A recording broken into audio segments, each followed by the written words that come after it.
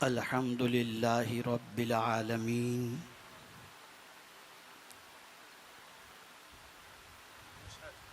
والعاقبۃ للمتقین والصلاة والسلام علی سید الانبیاء والمرسلین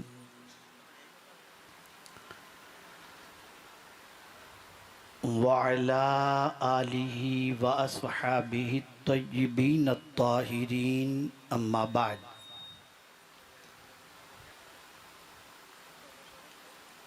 فاعوذ باللہ من الشیطان الرجیم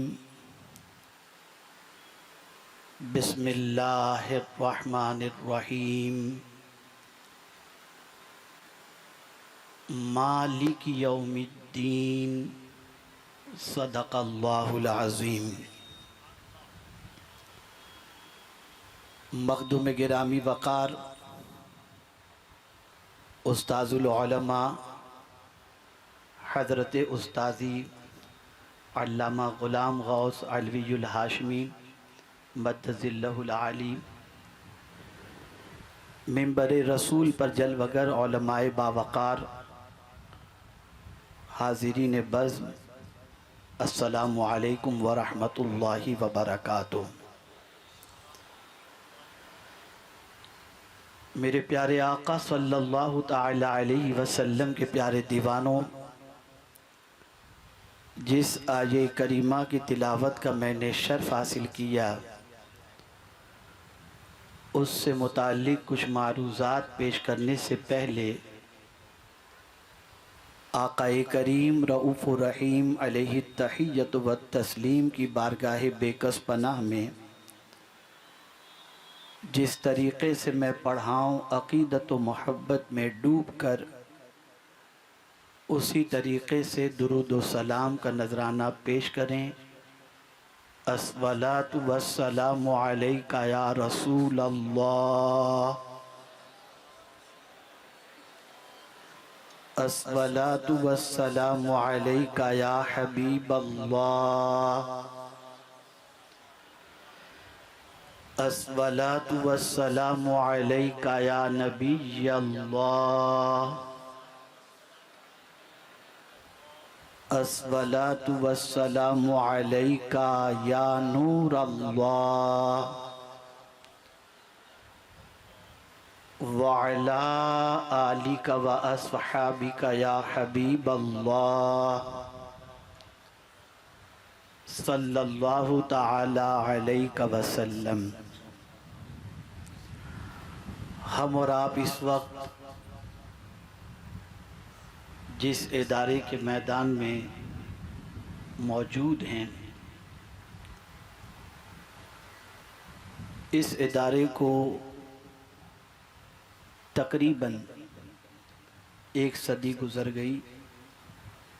یہ اور بات ہے کہ دارالعلوم مسکینیہ دھوراجی کی سرزمین پر پہلے کہیں تھا، اور یہاں پر ایک طویل عرصے سے یہ ادارہ یہاں پر موجود ہے، اور دارالعلوم مسکینیہ سے ہزارہ طلبہ نکل کر پورے کاٹھیا واڑ ہی میں نہیں، دنیا کے مختلف ملکوں کے اندر علمی فیضان کو عام کرتے ہوئے نظر آ رہے ہیں۔ حضرت استاذی کے حوالے سے میں بعد میں عرض کروں گا۔ آپ کے احسانات کا تذکرہ، آپ کی کرم نوازیوں کا تذکرہ، کبھی بھی آپ نے محسوس کیا ہوگا کہ ڈاکٹر پہلے دوائی نہیں لکھتا، پہلے مرض جانتا ہے، اور جب مرض جان لیتا ہے پھر اس کے بعد دوائی لکھتا ہے۔ آپ لوگوں کی سچویشن یا اس وقت دنیا کے مختلف علاقوں میں بسنے والے مسلمانوں کی سچویشن یہ ہے کہ مرض جانتے ہی نہیں، اور جب علاج کی طرف توجہ دلائی جاتی ہے تو کہتے ہیں اس کی ضرورت نہیں۔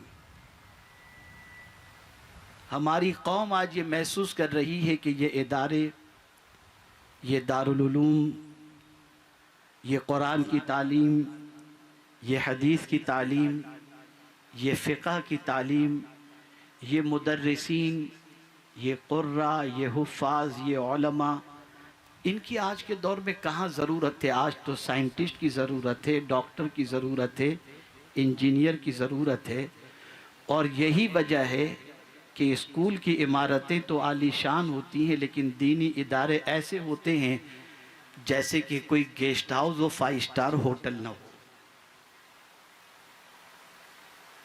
آپ سوچتے ہوں گے یہ علمی جلسہ ہے اور اس میں قیامت کا تذکرہ کیوں؟ تو میں آج چاہوں گا کہ اس دن کے حوالے سے آپ کو بتاؤں جس دن کوئی بھی کام آنے والا نہیں ہے۔ قرآن کہتا ہے مالک یوم الدین، اور شاید ہی کوئی مسلمان کا بچہ ایسا ہو جو سورہ فاتحہ نہ جانتا ہو اور اس آیت کی تلاوت نہ کرتا ہو۔ مالک یوم الدین، جزا کے دن کا مالک کون ہے؟ اللہ رب العزت جل جلالہ۔ کس دن کا تذکرہ ہو رہا ہے؟ قیامت کا تذکرہ ہو رہا ہے۔ تو کیا وہ دنیا کا مالک نہیں؟ وہ دنیا کا بھی مالک ہے اور آخرت کا بھی مالک ہے، لیکن معاملہ یہ ہے کہ دنیا میں تو بہت سارے خود کو مالک کہلاتے ہوئے نظر آتے ہیں، لیکن آخرت میں ایک ہی مالک ہوگا۔ دنیا کا بھی وہی مالک ہے، یہ نہیں کہ میرا رب دنیا کا مالک نہیں، وہی دنیا کا مالک ہے، وہی آخرت کا مالک ہے، لیکن دنیا میں مالک کہلانے والے بہت نظر آتے ہیں، لیکن آخرت میں کسی کے مالک ہونے کا ظہور نہیں ہوگا۔ مالک ہوگا تو صرف وہاں پر ظہور مالک ہونے کا رب قدیر جل جلالہ کا ہوگا۔ اب یوم جزا کا مالک، مسلمان جیسا کریں گے ان کو جزا ملے گی۔ گنہگار اگر کوئی غلطی کیے ہوں گے، گنہگار ہوں گے تو ان کو سزا ملے گی۔ کافر کو اس کے کیے کی سزا، گنہگار کو اس کے کیے کی سزا، قیامت کے دن سب فیصلہ ہو جائے گا۔ اب آئیے میں آپ کو سمجھاؤں اس قیامت کے دن کی سچویشن کیا ہوگی۔ اور میں یہ سمجھتا ہوں کہ وہ قیامت جو آنے والی ہے ہمارے مرنے کے بعد، دنیا کے ختم ہونے کے بعد، اس قیامت کے آنے سے پہلے ایک چھوٹی قیامت آ کر ابھی 2 سال پہلے گئی، جسے ہم لاک ڈاؤن کا پیریڈ کہتے ہیں، کورونا کا پیریڈ کہتے ہیں۔ آپ نے اس قیامت کے موقع پر دیکھا ہوگا، اگر باپ بیمار ہے تو بیٹا اسے دیکھنے جانے کو تیار نہیں کہ کہیں کورونا اس سے نکل کر مجھے چپک نہ جائے۔ نفسی نفسی کی کیفیت۔ ایک شہر ایسا بھی ہے جہاں پر باپ کو بھی کورونا، بیٹے کو بھی کورونا، بھائی کو بھی کورونا، بہو کو بھی کورونا، اور اسی پیریڈ کے اندر باپ کا انتقال ہوا، اسی شہر میں بیٹے موجود ہیں لیکن اپنے باپ کو کاندھا نہیں دے سکے کہ ڈاکٹر نے پرمیشن نہیں دی کہ تم یہاں سے نکل کر اپنے باپ کے جنازے کو کاندھا دے سکو۔ یہ قیامت کا منظر ہماری نظروں سے کچھ دنوں پہلے گزرا ہے۔ اس قیامت کے بارے میں سوچیں کہ جو یقینی ہے، جس کے بارے میں اللہ رب العزت جل جلالہ ارشاد فرماتا ہے یا ایھا الذین آمنوا اتقوا اللہ وَلْتَنْظُرْ نَفْسٌ مَّا قَدَّمَتْ لِغَدٍ۔ اے ایمان والو، اللہ سے ڈرو اور اپنی جان کے لیے آگے کیا بھیجے ہو ذرا اس کے بارے میں غور کرو۔ اس قیامت کے لیے تم نے کیا تیاری کی ہے، وہاں کے لیے تم نے کیا انتظام کیا ہے، وہاں کے لیے تم نے کیا جمع کیا ہے۔ قرآن کہتا ہے اس کل والے دن کے سلسلے میں، کل والے دن کے سلسلے میں، قیامت کے سلسلے میں تم غور کرو کہ تم نے وہاں کا کیا انتظام کیا ہے، اور سن لو اگر ذرے کے برابر بھی تم نے بھلائی کی ہے تو قیامت میں وہ بھلائی تم سے چھپائی نہیں جائے گی، بلکہ یوم تجد کل نفس ما عملت من خیر محضرا۔ ہر اچھے کام کو، ہر اچھے عمل کو اللہ عز و جل کل بروز قیامت ہمارے سامنے حاضر کرے گا اور ہم اس نیکی کو دیکھیں گے۔ اب میں آپ کو تھوڑا سمجھاؤں اور قیامت کے منظر کو آپ کے سامنے پیش کرنے کی کوشش کروں، اور پھر یہ بتاؤں کہ حضور استاذی حضرت علامہ غلام غوث علوی الہاشمی مد ظلہ العالی نے اس قیامت کی تکلیف سے بچانے کا کتنا بڑا انتظام کیا۔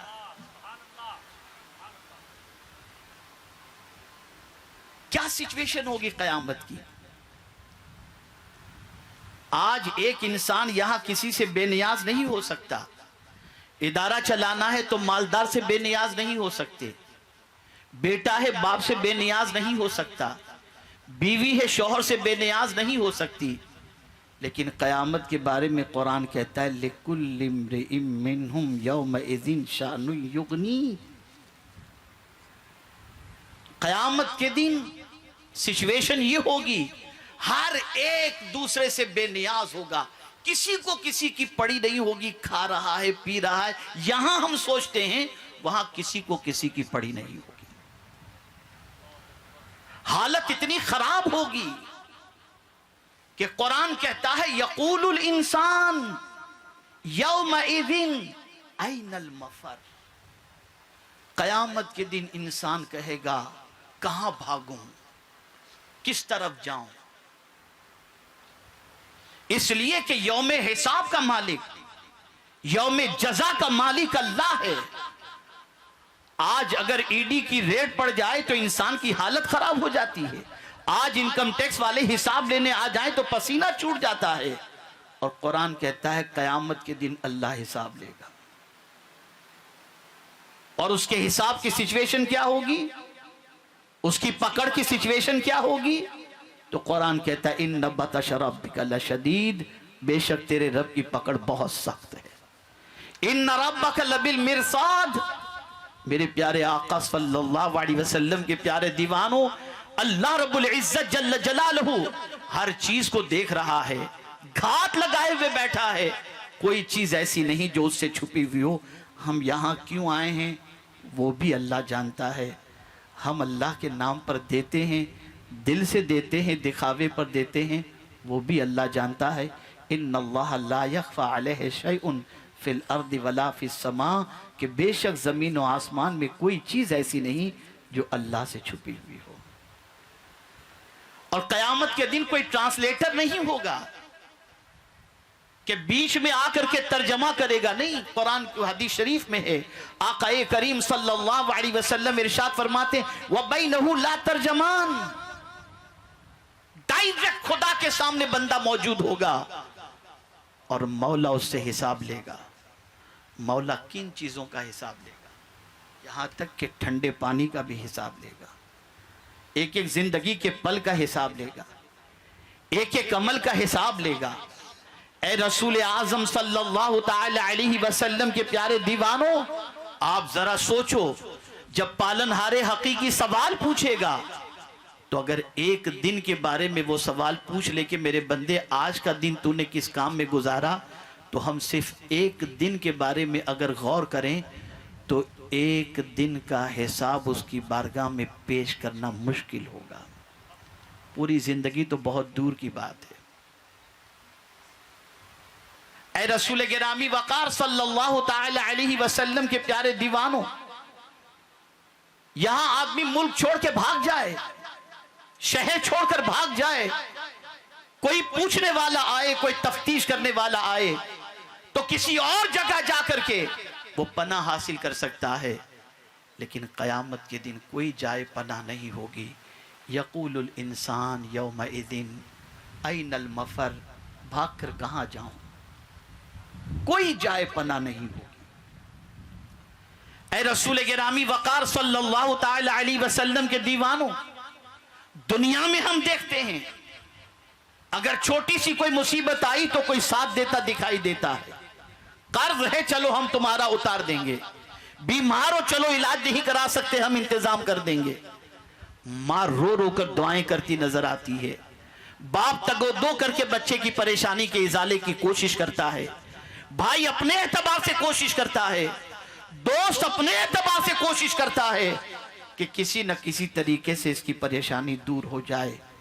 لیکن جب آج میں یہ آیت کریمہ پڑھ رہا تھا اور جب اس کا ترجمہ میں نے پڑھا اور مفہوم کی طرف توجہ دی تو رونگٹے کھڑے ہو گئے۔ قرآن کہتا ہے یود المجرم لو یفتدی من عذاب یومئذ ببنیہ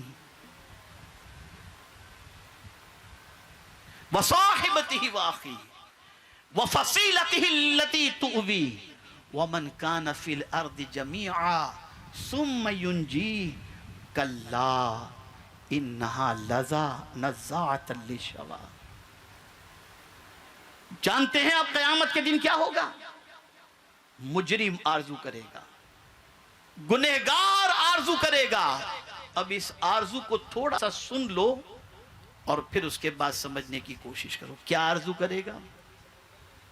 لو یفتدی من عذاب یومئذ ببنی، کہ مجھے جو آج پریشانی لاحق ہے تو کاش کہ میری پریشانی کی جگہ پر میرا بیٹا ہوتا. ایک باپ جو اپنے بیٹے کے سر میں درد نہیں دیکھ سکتا، ایک باپ جو اپنے بیٹے کو بخار میں نہیں دیکھ سکتا، ایک غیرت مند باپ جب اپنے بیٹے کو پریشانیوں میں گرفتار دیکھتا ہے، مرض کے اندر گرفتار دیکھتا ہے، اور علاج و معالجے کا اس کے پاس کوئی معقول بندوبست نہیں ہوتا، تو پھر وہ کیا کرتا ہے؟ ایک مرتبہ درود شریف پڑھ لیں. اللہم صلی علی سیدنا و مولانا محمد معدن الجود والکرم وآلہ وصحابہ وبارک وسلم. تو جب اپنے پاس اپنے بچے کے علاج کے لیے معقول انتظام نہیں پاتا تو باپ در در کی ٹھوکریں کھاتا ہے. میرا بیٹا بیمار، علاج کے لیے پیسے دو. کہیں چندے کے لیے دوڑ رہا ہے، کہیں چیریٹی کے پاس، چیریٹی ٹرسٹ کے پاس دوڑ رہا ہے، چیریٹیبل ٹرسٹ کے پاس دوڑ رہا ہے، کہیں کسی سخی کے پاس دوڑ رہا ہے کہ کسی نہ کسی طریقے سے میرا بیٹا روح بصحت ہو جائے، اس کا علاج ہو جائے. وہی باپ قیامت کے دن یہ آرزو کرے گا کہ جو تکلیف میں اس وقت میں گرفتار ہوں، قیامت کے دن اس جگہ کاش کہ میرا بیٹا ہوتا. یہ قرآن کہہ رہا ہے.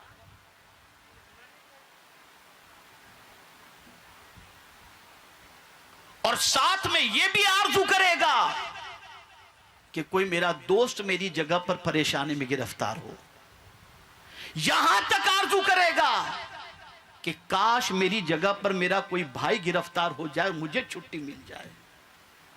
بلکہ قرآن نے آگے بیان کر دیا وَمَنْ كَانَ فِي الْأَرْضِ جَمِيعًا، وہ آرزو کرے گا زمین میں جو کچھ بھی ہے سب میری جگہ پر یہاں پر پریشانی میں گرفتار ہو جائیں، ثُمَّ يُنْجِي، اور مجھے کسی نہ کسی طریقے سے اللہ نجات عطا فرما دے.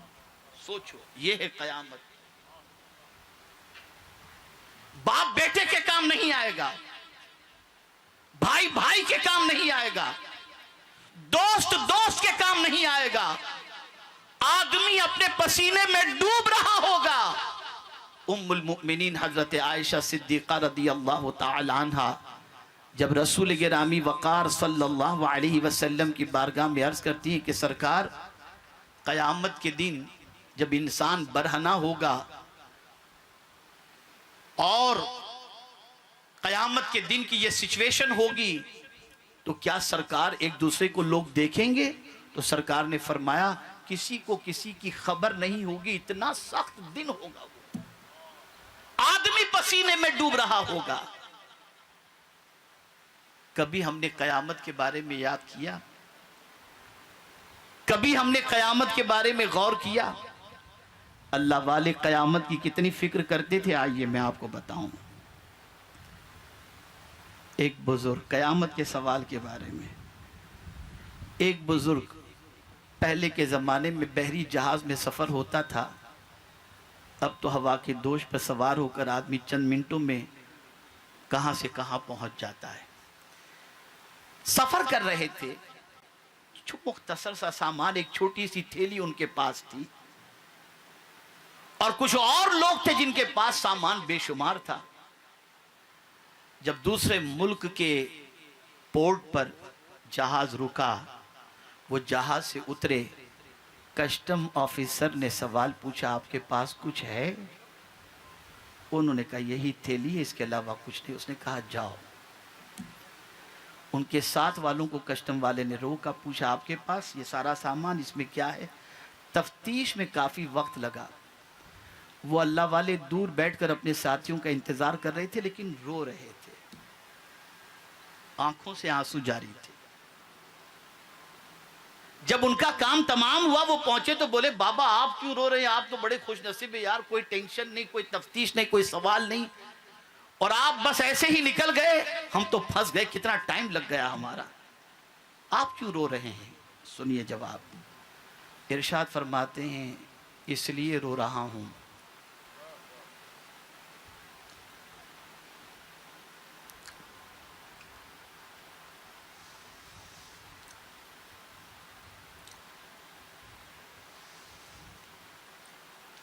کہ جب انسان حساب لیتا ہے تو آدمی کتنا ڈرتا ہے، جب قدرت حساب لے گا تو کیا ہو؟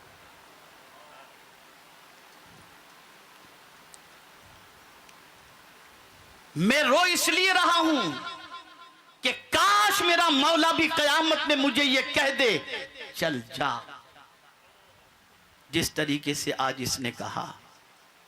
آپ سوچو یہ اللہ والے تھے، بہت سارے لوگ عبادت و ریاضت کی کثرت کی بنیاد پر،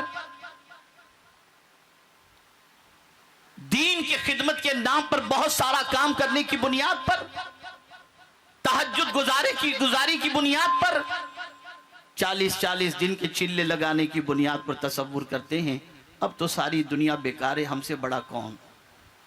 آئیے یہاں بھی سمجھ لیجئے ایک بات۔ ایک بزرگ تھے، کپڑا بنتے تھے، انہوں نے طے کیا کہ آج میں ایسا کپڑا تیار کروں گا کہ جب اس کپڑے کو شہر کے بڑے بیپاری کے پاس لے کر کے جاؤں گا تو مجھے اچھی قیمت وہ دے گا۔ اپنے اعتبار سے کلر کنٹراسٹ، دھاگا، ساری چیزیں اتنی اچھی طریقے سے انہوں نے سیٹ کی کہ انہیں یقین ہو چلا تھا کہ میں جب یہ کپڑا اس بیپاری کو دوں گا تو اچھی قیمت مجھے ملے گی۔ جب وہ کپڑا لے کر اس بیپاری کے پاس پہنچے تو بیپاری نے کپڑا دیکھا اور عیب گنانا شروع کیا۔ بابا یہ دھاگا یہاں نہیں ہونا چاہیے، یہ کلر کنٹراسٹ صحیح نہیں ہے، بس وہ ایک ایک کر کے جب عیب گنانا شروع کیا بابا رونے لگے۔ اس شخص نے کہا بابا روتے کیوں؟ آپ کا کپڑا خرید لوں گا اور اچھی قیمت بھی دوں گا، یہ تو میں صرف آپ کو بتا رہا ہوں کہ اس میں یہ عیب ہے۔ کہا نہیں، تو نے میری آنکھیں کھول دی۔ بزرگ تھے، عبادت گزار تھے، فرمایا تو نے میری آنکھیں کھول دی۔ اس نے کہا حضرت کیا آنکھیں میں نے کھول دی؟ کہا میری نظر میں تو کام اچھا تھا، لیکن جانچنے والا تیرے جیسا دانا ہو تو 1000 عیب نکال لیتا ہے، تو میں بھی بہت سجدے کرتا ہوں، جانچنے والا خدا ہے، پتہ نہیں کتنے عیب اس میں نکل آئے۔ سوچو، ہم بزرگوں کے نام کی نیاز کرتے ہیں، کرتے رہنا چاہیے۔ کبھی ان کی بزرگی کے اسباب کو بھی جاننے کی کوشش کی ہم نے؟ ہم دعا تو کرتے ہیں اہدنا الصراط المستقیم صراط الذین انعمت علیہم، لیکن کبھی ان کے راستے پر چلنے کی ہم نے کوشش نہیں کی جو انعام یافتہ بندے، جانتے ہی نہیں ان کے راستے کو، ان کے نام کی نیاز کھانا جانتے ہیں، ان کے راستے پر چلنے کی دعا ضرور کرتے ہیں لیکن چلنے کی کوشش نہیں کرتے۔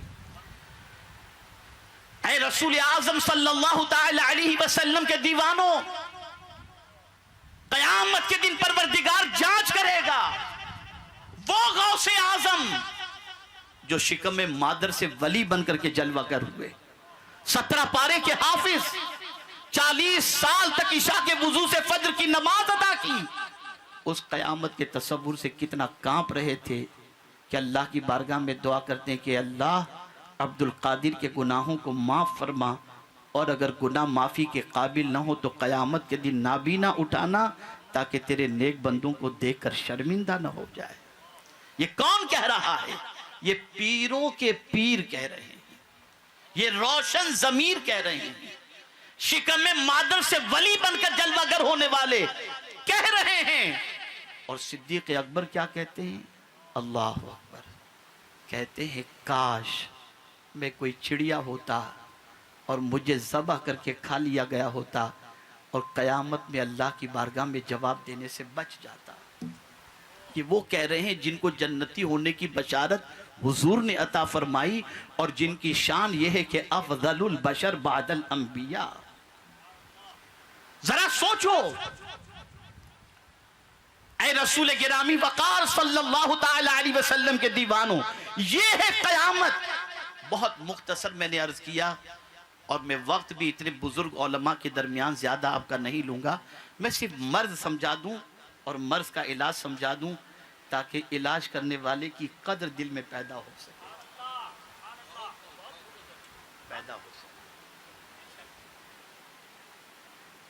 آپ ذرا سوچو، ایک دن کا حساب اللہ اگر ہم سے مانگے تو ہم دینے کے لائق نہیں۔ اور یہ بھی سن لو، بہت نیکیاں، بہت عبادت، بہت سخاوت، بہت پرہیزگاری کے باوجود ایک شخص کا واقعہ بھی سماعت فرما لیں۔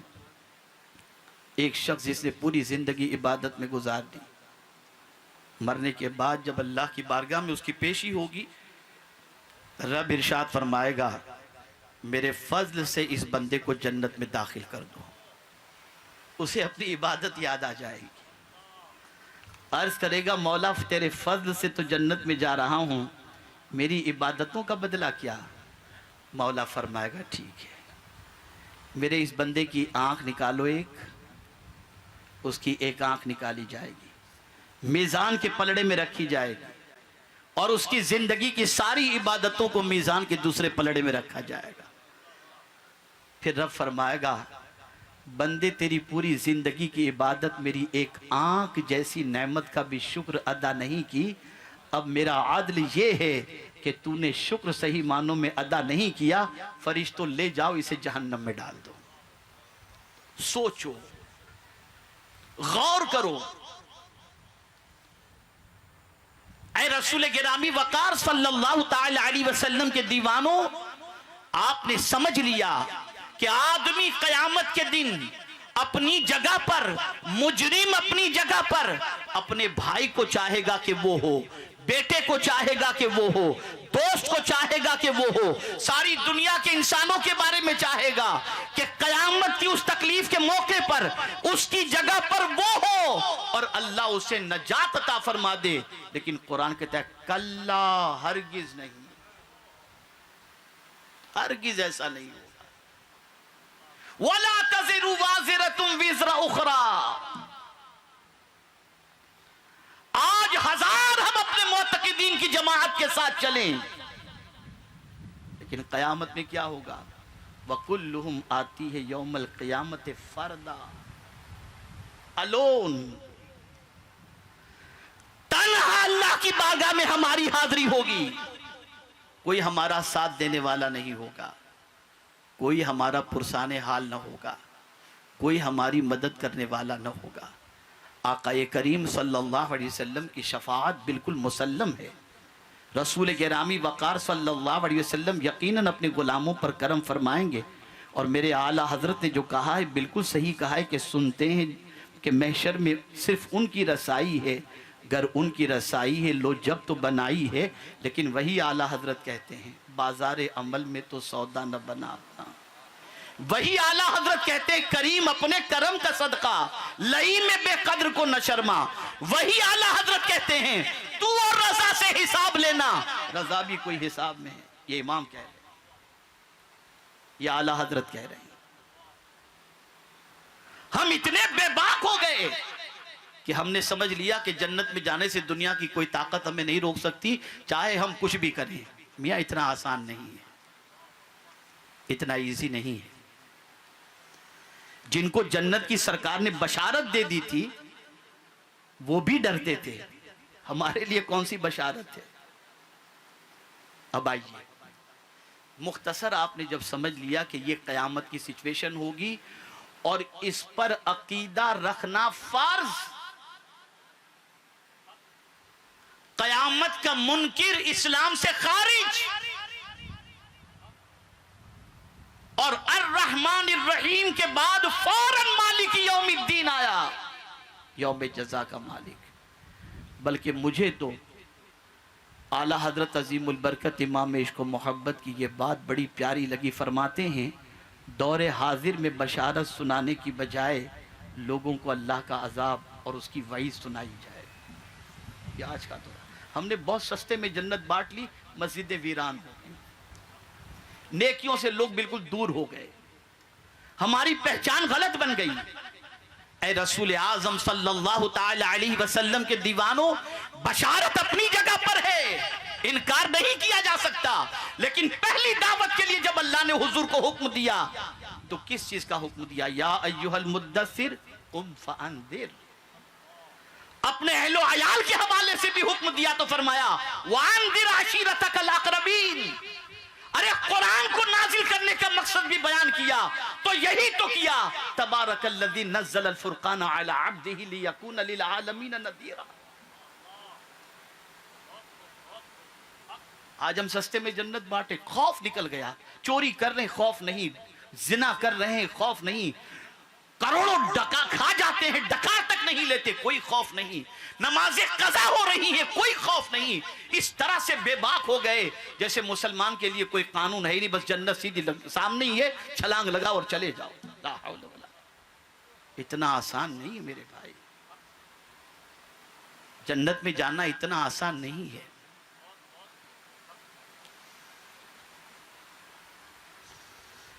اب آئیے، جب مختصر آپ نے قیامت کے حوالے سے سن لیا تو کون لوگ ہوں گے جو قیامت کے دن اس ٹینشن والے دن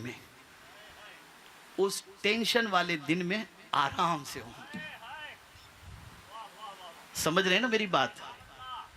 اچھا مجھے جواب دیں، مجھے تھوڑا سا کچھ عجیب محسوس ہو رہا ہے کہ شاید اوپر سے تو بات نہیں جا رہی، سمجھ رہے ہیں نا آپ میری بات؟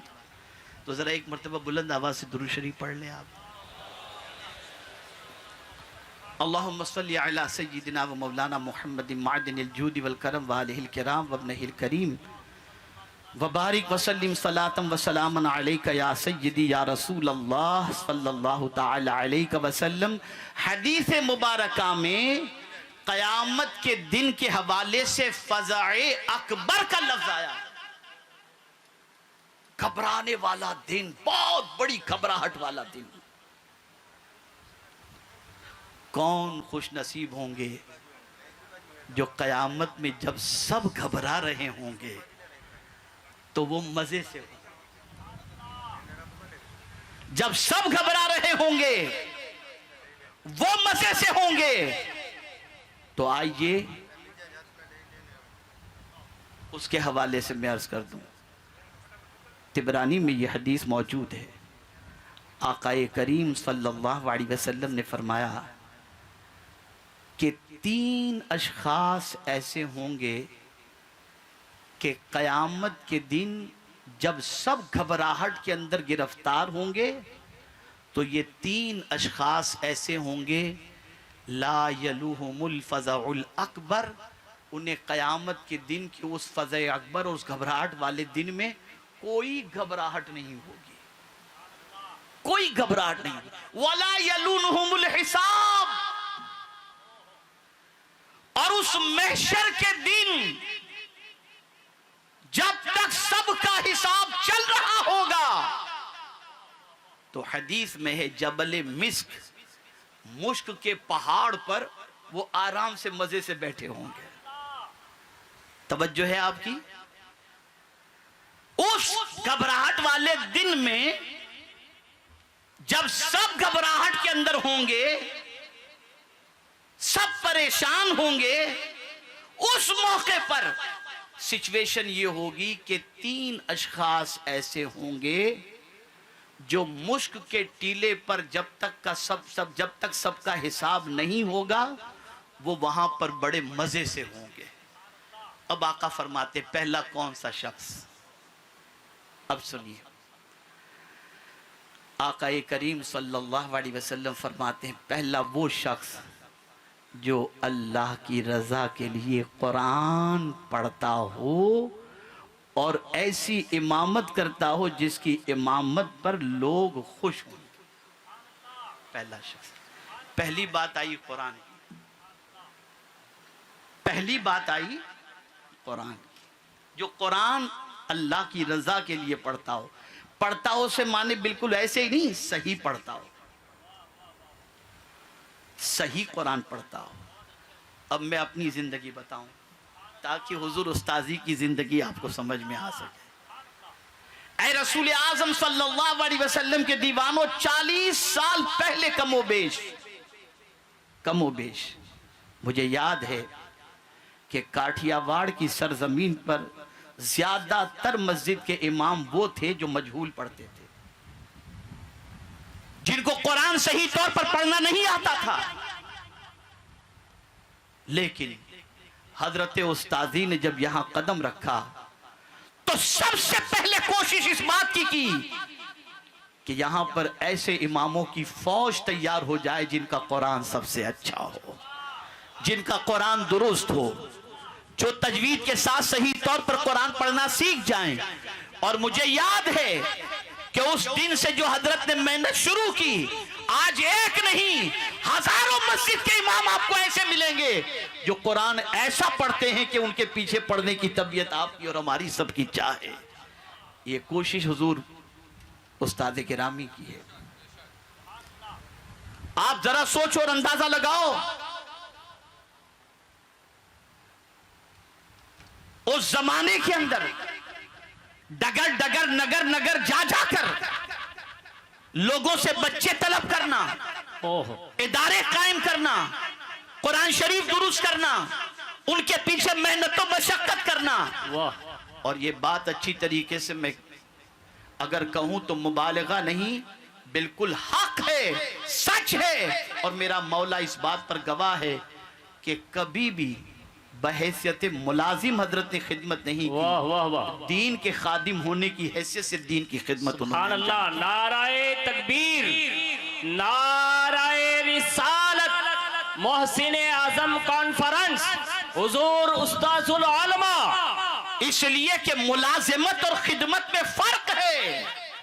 ملازمت تو ٹائم کے مطابق ہوتی ہے 8 سے 5، اور خدمت تو 24 گھنٹے ہوا کرتی ہے.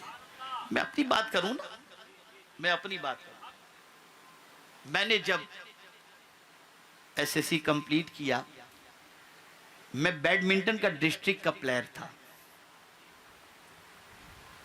اللہ تعالیٰ جزائے خیر عطا فرمائے اور کروٹ کروٹ جنت کے جلوے نصیب فرمائے. حضرت شیخ نور محمد صاحب معرفانی رحمت اللہ تعالی علیہ کو، جو حضور مفتی اعظم ہند علیہ رحمہ کے خلیفہ تھے، مسجد رضا کے قریب ہم رہتے تھے. ذہن سازی انہوں نے میری کی دین کے راستے پر آنے کے سلسلے میں، اور پھر اس کے بعد حضرت استاذی کی خدمت میں مجھے بھیجا گیا. اب میں کمپلیٹلی دنیا کی تعلیم کی طرف، پھر ڈسٹرکٹ کا بیڈمنٹن کا پلیئر، اس زمانے میں شہرت بھی ہو گئی تھی کافی. پھر میں اس طرف آیا اور حضرت کے پاس پڑھائی میں نے شروع کی. سبحان اللہ. آپ جانتے ہیں دھوراجی سے اوپلیٹا، جوناگڑھ سے اوپلیٹا کوئی زیادہ دور تو نہیں جی، لیکن حضرت کو مجھ میں اتنی دلچسپی تھی اور مجھ سے اتنی توقعات وابستہ تھی کہ جس کی کوئی انتہا نہیں. خاص توجہ کے ساتھ حضرت میری نوک پلک درست کرتے رہے. اور آج بھی حضرت کے پاس میری ایک ڈائری موجود ہے جی، میرے بچپنے کی، جی جی حضور، جو انگلش کی لکھی ہوئی تھی. اس وقت انگلش کی تحریر میری بہت اچھی ہوتی تھی. حضرت نے وہ ڈائری آج تک محفوظ رکھی ہے. جی، تحریر اچھی تھی، آواز بھی کسی حد تک الحمدللہ اس زمانے میں جو کچھ اللہ نے عطا فرمایا تھا اللہ کا بڑا کرم تھا. اور حضرت نور محمد صاحب معرفانی رحمت اللہ تعالی علیہ مسجد میں 6ٹھی 11ویں 27ویں 21ویں کی جو مسجد کے اندر محفل ہوتی تھی اس میں صلاۃ و سلام پڑھواتے تھے. سرکار حضور مفتی اعظم ہند علیہ رحمہ کی غلامی سے انہوں نے مجھے وابستہ کر دیا تھا. میں ان کا غلام بھی ہو گیا تھا. اب پڑھنے کے لیے گیا حضرت کے یہاں، پڑھائی چل رہی ہے. اب حضرت محنت کر رہے ہیں. میں آپ کو یقین کے ساتھ کہتا ہوں کوئی درسگاہ کے ٹائم کا معاملہ نہیں تھا. میں اگر 2 بجے سبق مجھے یاد ہو جائے اور میں دوپہر میں پہنچوں، حضور سبق یاد ہو گیا، آؤ سناؤ. سبحان اللہ. عصر کے بعد پہنچوں، حضور میرا سبق ایک صفحہ یاد ہو گیا، سناؤ. رات کو 8 بجے پہنچوں، مجھے حضرت سبق یاد ہو گیا، حضرت سناؤ. اس طریقے سے میرے پیچھے حضرت نے محنت کی، مشقت کی. اور مجھے یاد ہے میرے 2 ساتھی تھے، حافظ منیر کرناٹک کے اور حافظ سراج بہار کے. یادداشت اتنی اچھی نہیں تھی. سرکار حضور مفتی اعظم ہند علیہ رحمہ جب جوناگڑھ تشریف لائے، میں حضرت کی خدمت میں حاضر ہوا اور میں نے حضرت سے گزارش کی حضور مجھے کوئی نقش عطا فرمائے تاکہ میموری میری اچھی ہو جائے. حضرت نے ایک نقش عطا فرمایا. اس کے بعد یادداشت کی پوزیشن اتنی زبردست ہو گئی کہ ایک صفحہ میں 3 مرتبہ پڑھتا تھا مجھے یاد ہو جاتا. سبحان اللہ. اتنی اچھی یادداشت ہو گئی. پھر اب زمانے طالب علمی میں کمپٹیشن. حافظ سراج کے 27 پارے ہو چکے تھے, میں 20ویں پارے پر تھا.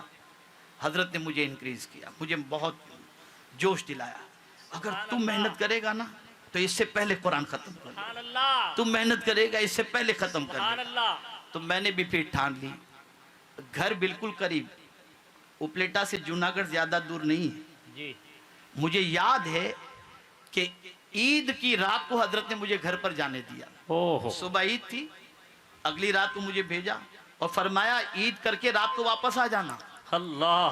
اور میں عید کی نماز پڑھنے کے بعد پھر جو ہے تھوڑی دیر گھر پر رک کر پھر رات کو واپس آ گیا. اور اتنی محنت میں نے کی کہ الحمدللہ الحمدللہ آخری 10 پارے 40 روز میں نے حفظ کیا. سبحان اللہ. سبحان اللہ. اگر یہ ملازم ہوتے تو 5 گھنٹے سے زیادہ ٹائم نہ دیتے. واہ واہ. یہ دین کے خادم تھے اور ہیں. اس لیے کوئی ٹائم کی قید نہیں.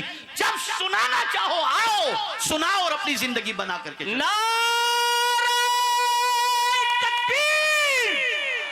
نعرہ رسالت. حضور استاذ العلماء مجاہد سوراج محسن اعظم کانفرنس. چلیے تھوڑا سا ہنسا بھی دوں آپ کو. جی مجھے میرے زمانے طالب علمی کا ایک واقعہ یاد ہے, اپلیٹا کا ہی. ایک روز ایسا ہوا کہ عصر کی نماز کے بعد میں نکلا, پیچھے مڑ مڑ کے دیکھ رہا تھا کہ حضرت تو نہیں آ رہے ہیں. جلال بھی تھا حضرت کا اور احترام بھی, اور آج بھی کرتا ہوں الحمدللہ. الحمدللہ. یہ بات سن لیں, جو کچھ ہے نا وہ استاذوں کی دعا, ماں باپ کی دعا اور ان کے احترام کی وجہ سے. بہت بہت اچھے, بہت اچھے. میں بتاؤں گا استاد کا مقام آپ کو تاکہ آپ سمجھ سکیں. جی تو ایک روز ایسا ہوا کہ عصر کی نماز کے بعد سب ٹہلنے طلبہ نکلتے تھے, میں بھی نکلا. تو پان والا ایک کونے پر ہوتا تھا. جی. تو میں نے پیچھے دیکھا حضرت نظر نہیں آئے, اور حضرت بھی نکلتے تھے ٹہلنے کے لیے, کوئی نظر نہیں آئے. تو میں نے پان والے سے چپکے سے پان لیا اور پان کھا لیا. تھوڑی دیر میں حضرت آ گئے, حضرت استاذی دیکھ لیا حضرت نے. مجھے اس زمانے کا جملہ آج بھی یاد ہے. جی. حضرت نے مجھے فرمایا بہت منہ لال کرنے کا شوق ہے, اللہ. تو پان کھا کر کے منہ لال کرتا ہے, میں تماشا مار کے منہ لال کرتا ہوں. یہ جملہ مجھے آج بھی یاد ہے. اے رسول اعظم صلی اللہ علیہ وسلم کے دیوانوں, اس ابتدائی دن کی صعوبتوں کو کسی نے نہیں دیکھا, ہم جانتے ہیں. جی جی بہت خوب. کتنی تکلیفوں کی وادیوں سے گزرا گیا. اور ایک بات کان کھول کر کے سن لو, آدمی کسی شہر کے اندر 5 سال اگر مدرسے کے اندر رہتا ہے اور 25 ماننے والے ہو جائیں تو غلامی چھوڑ کر اپنا خود کا ادارہ قائم کر لیتا ہے. جی جی. یہ کون ٹرسٹیوں کے انڈر میں رہے گا؟ واہ واہ لیکن واہ. قربان حضور استاد گرامی کی عظمت پر واہ. کہ 44 سال کم و بیش یہاں خدمت کرتے ہو گئے, لیکن اپنا ادارہ نہیں, واہ واہ. اسی قوم کے ادارے کی خدمت کرتے ہوئے نظر آ سبحان رہے ہیں. اللہ. سبحان اللہ. سبحان اللہ. اور یہ میں پوری ذمہ داری کے ساتھ عرض کرتا ہوں, پوری ذمہ داری کے ساتھ. بہت خوب. یہ صرف مدرسے میں پڑھاتے نہیں ہیں بلکہ مدرسہ چلاتے بھی ہیں. جی جی. اب چلانے کے بارے میں آپ سوچیں گے کیا مطلب؟ شہر شہر, ڈگر ڈگر, نگر نگر جا کر کلیکشن کرتے ہیں مدرسے کا. جی. آپ سوچتے ہیں کہ کچھ مل جاتا ہوگا. خدا کی قسم کوئی مائی کا لال حضرت کا مخالف ہو یا موافق ہو, بہت ثابت نہیں کر سکتا کہ حضرت نے چندے میں سے 1 پیسہ کمیشن کا بھی. بہت خوب. یہ بہت میں خوب. پوری دیانتداری کے بہت ساتھ خوب. کہتا ہوں. بہت خوب. حق حق.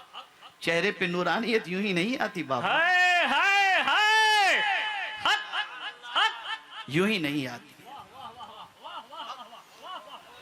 اور یہ بھی ذہن کے اندر محفوظ کر لو, انہوں نے بہار, یو پی, بنگال سے طلباء کو بلا کر صرف یہاں نہیں پڑھایا, واہ. آج ہزاروں گجراتی علماء کو سبحان گجرات کی سرزمین پر پھیلا دیا ہے. کوئی کس طرح چمک رہا ہے, کوئی کس طرح چمک رہا ہے, اور کوئی کس طرح سے حضرت کے فیض بہت عام اچھا ہے, کر رہا بہت اچھا حضور. حق.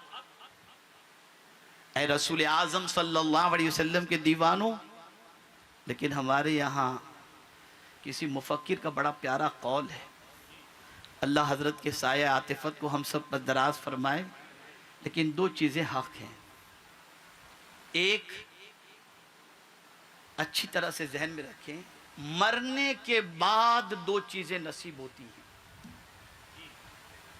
کب؟ بولیے, آپ تو گم ہو گئے ہیں. مرنے کے بعد. کب دو چیزیں نصیب ہوتی ہیں؟ مرنے کے بعد. مرنے کے بعد. ایک قبر مرنے کے بعد نصیب ہوتی ہے, اور ایک قدر مرنے کے بعد نصیب ہوتی اللہ اکبر. ہے. یہ دونوں جیتے جی نہیں. بہت لیکن حضرت کی نظر قرآن کی آیت پر ہے, واہ. اور جانتے ہیں کہ دنیا قدر نہیں کرے گی, اور ہمارا ہر باعمل عالم اس چیز کو اچھی طریقے سے جانتا ہے کہ دنیا قدر نہیں کرے گی. ان کی پرواہ کیے بغیر وہ دین متین کی خدمت کیوں کرتے ہیں؟ واہ. اس لیے کہ قرآن کہتا ہے وَمَن تَطَوَّعَ خَيْرًا فَإِنَّ اللَّهَ شَاكِرٌ عَلِيمٌ. جو اللہ کی رضا کے لیے بھلائی کا کام کرے, بے شک اللہ قدر کرنے والا ہے اور جاننے والا ہے. اور وہ جب قدر کرتا ہے تو پھر اس کی قدر زمین والے نہیں, عرش والے بھی اس کی قدر کرتے واہ نظر. واہ واہ واہ واہ واہ واہ. تو آپ ذرا سوچیں, ایک طویل عرصہ حضرت نے یہاں پر گزار رہے ہیں, خدمت انجام دے رہے ہیں. میں نے جب یہ سنا تو مجھے بہت افسوس ہوا. دو روز پہلے حضرت سے جب میری بات ہوئی تو حضرت نے فرمایا کہ ادھر ادھر جا کر کے جلسے کے لیے بھی مجھے تھوڑا سا چندہ کرنا پڑا. اللہ. تو مجھے تھوڑا سا افسوس ہوا. میں اپنی قوم کے لوگوں سے صرف اتنا کہوں گا, ارے یار تمہارے یہاں تو ایک شادی میں جتنا خرچ ہوتا ہے نا, اس سے کم خرچ تو یہاں پر ایک جلسے میں ہو رہا ہے. جی جی. کیوں اس عمر میں حضرت کو دوڑاتے ہو؟ کیوں دوڑاتے ہو؟ اور سن لو حدیث مصطفیٰ صلی اللہ علیہ وسلم میں الدنیا ملعون وما فیہا. بے شک. دنیا ملعون ہے, اور جو کچھ اس میں ہے سب ملعون ہے, الا مگر اللہ کا ذکر اور جو اس سے قریب عالم اور متعلم. اس کے علاوہ سرکار نے فرما دیا دنیا ملعون ہے. یہ حضور نے فرمایا صلی اللہ علیہ وسلم. آج یہ کہا جاتا ہے یہ علماء کرتے کیا ہیں؟ اگر یہ علماء نہ ہوتے تو نماز جنازہ پڑھانے والا کوئی نہیں ہوتا. ہو. حق. یہ علماء نہ ہوتے تو قرآن بچوں کو سکھانے والا کوئی نہ ہوتا. بے شک. یہ علماء نہ ہوتے تو آج مسجد میں امامت کرنے والا کوئی نہ ہوتا. یہ علماء نہ ہوتے تو حافظ قرآن ہمارے پاس نہ ہوتے. آپ جانتے ہیں دارالعلوم کی عظمت کو. غوث پاک رضی اللہ المولا تبارک و تعالی عنہ کے دور پاک میں جب طاعون کی بلا پھیلی تو اس وقت لوگوں نے حضرت سے عرض کیا, سیدنا غوث پاک رضی اللہ تعالی عنہ سے, کہ حضور شہر میں طاعون کی بلا پھیلی ہے, لوگ مر رہے ہیں, کچھ آپ بتائیں کیا کیا جائے؟ ارشاد فرمایا مدرسے کی گھاس لو اور مریضوں کو کھلا دو, اللہ انہیں شفا عطا فرما دے گا. اس لیے کہ جس زمین پر طالب علم کا قدم پڑتا ہے اللہ تعالیٰ اس زمین کے اندر برکتیں پیدا فرما سبحان دیتا اللہ. ہے. یہ مدرسہ. سبحان اللہ. بہت اچھا. ارے حضرت تو بہت مزے سے جیتے ہیں, نہ حضرت یہ کرتے ہیں نہ حضرت وہ کرتے ہیں. تم کیا سمجھو؟ ہو. حق. عالم کے مقام کو کیا سمجھو؟ بس اتنا سمجھ لو عالم قبرستان میں بھی نہ جائے کسی کے یہاں فاتحہ پڑھنے. حدیث شریف سنا رہا ہوں آپ کو, جی جی. پیشگی میری طرف سے, بعد میں حدیث. عالم کسی کے یہاں قبرستان میں کسی قبر پر فاتحہ پڑھنے نہ جائے, لیکن خالی قبرستان کے قریب سے گزر جائے نا. ہو. حضور فرماتے, حضور صلی اللہ علیہ وسلم فرماتے, جی. قبرستان کے قریب سے گزر جائے تو سرکار فرماتے 40 روز کے تک کے لیے مردوں پر سے اللہ عذاب کو اٹھا لیتا ہے. سبحان اللہ. یہ ہے عالم کا مقام.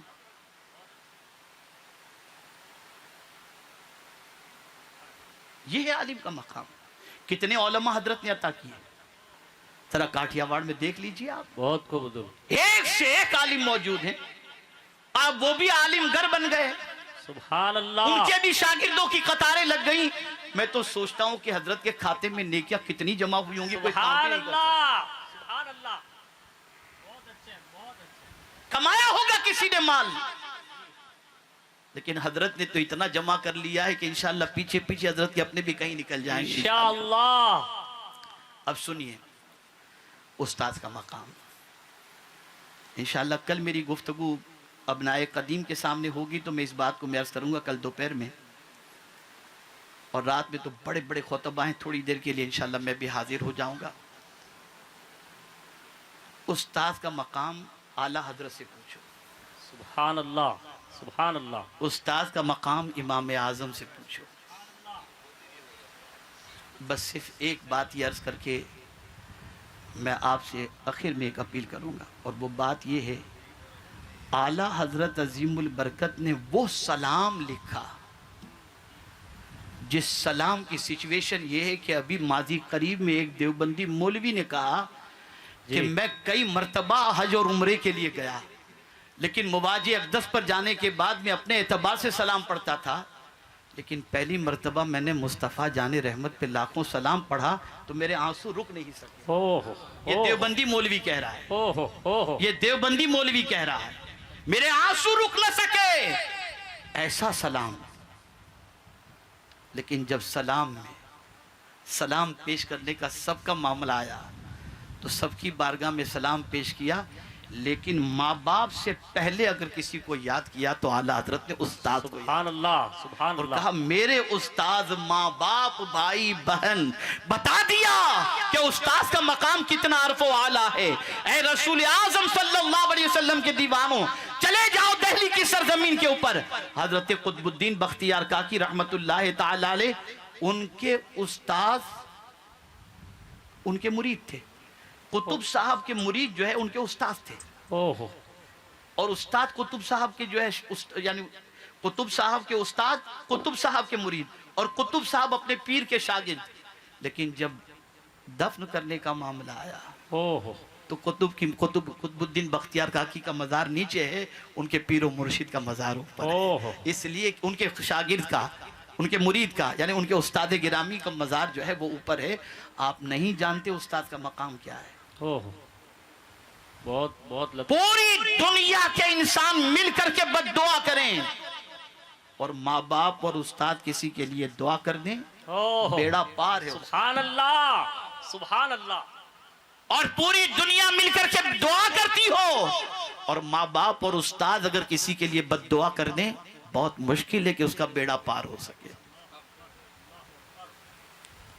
تو میرے پیارے آقا صلی اللہ تعالی علیہ وسلم کے پیارے دیوانوں، بظاہر آپ کو یہ لگتا ہوگا کہ حضرت تو یہاں آتے ہیں، آرام سے اے سی میں رہتے ہیں، کبھی آتے ہیں کبھی جاتے ہیں، یہ ہوتا ہے وہ ہوتا ہے. ارے یہ تو دیکھو کہ آپ کو کیسے کیسے ہیرے انہوں نے عطا کیے، کیسے کیسے علماء انہوں نے عطا کیے، کیسے کیسے حفاظ انہوں نے عطا کیے.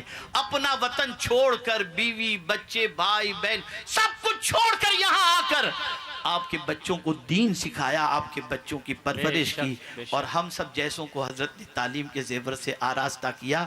میں صرف ترغیب کے لیے، میرے بہت سارے یہاں پر ایسے ساتھی موجود ہوں گے جو اس ادارے کے پروردہ ہیں، یاد رکھنا، زندگی پر یاد رکھنا. میرا تو جو معمول ہے میں آپ کو بتا دوں، میرا معمول ہے کہ کوئی بھی وقت کی نماز ایسی نہیں ہے جس نماز کے بعد اپنے ماں باپ، اپنے پیر و مرشد اور اپنے استاد کے لیے میں دعا نہ کرتا ہوں. اللہ اللہ. ہر وقت کی نماز کے بعد. بہت بہت زبردست، بہت بڑی بات ہوگی.